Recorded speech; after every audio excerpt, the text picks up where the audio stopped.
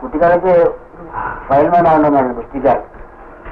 പിന്നെ എഴുത്തുകാരനാണെന്ന് ആഗ്രഹിച്ചത്. കാരണം ഞാൻ വൈക്കം യൂണിവേഴ്സിറ്റിയിൽ പഠിക്കുമ്പോൾ വൈക്കത്തെ അക്ഷണിക്ക് പുസ്തകങ്ങൾ കച്ചവടക്കാർ വരും. അപ്പൊ എന്റെ സ്നേഹിതന്മാരുടെ വീടിന്റെ വരാന്തയിലാണ്ട് കച്ചവടം. അതാ എനിക്കൊരു നോവൽ എടുത്തു തരും വായിക്കാൻ 4 മണിക്ക്. ഞാനത് രാത്രി മുഴുവൻ ഇരുന്ന് വായിക്കും.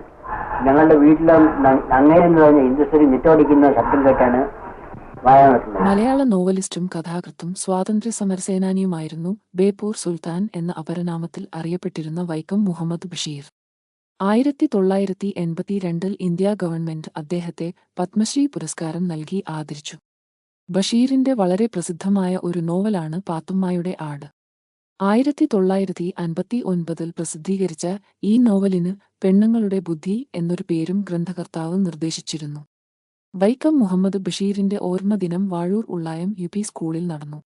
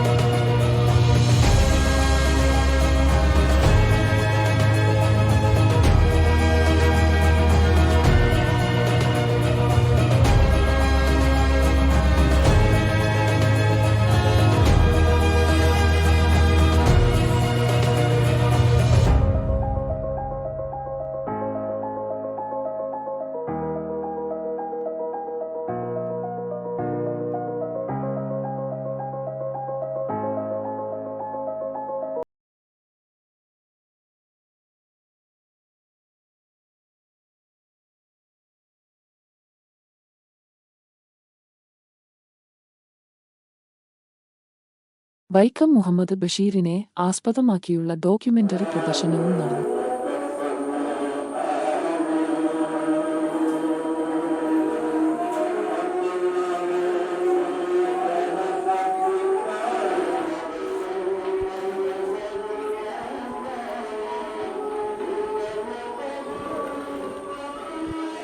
ഗോപകുമാർ കങ്ങഴ ബഷീർ ഓർമ്മകൾ പുതുക്കി നൽകിയത് കുട്ടികൾക്ക് അനുഭവമായി മാറി.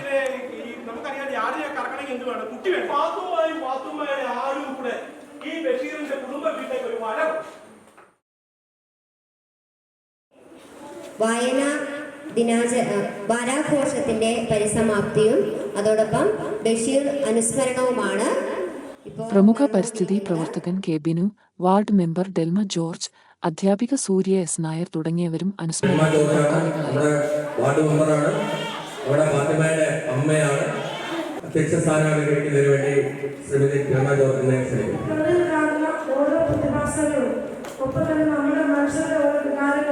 സ്നേഹം, ദുഃഖം, കോപം, അസൂയ എല്ലാം വേണ്ട ഒരു മനുഷ്യനുണ്ടാകുന്ന എല്ലാ വികാരങ്ങളും പ്രകൃതിയുടെ എല്ലാ പ്രതിഭാസങ്ങളും കഥകളായി കവിതകളായി നോവലുകളായി നമ്മുടെ മുന്നിലേക്ക് കൊണ്ടുതരുന്ന നമ്മുടെ ഏറ്റവും ബഹുമാന്യരായ ഏറ്റവും മഹത്വത്തിലായ നമ്മുടെ സാഹിത്യകാരന്മാർ.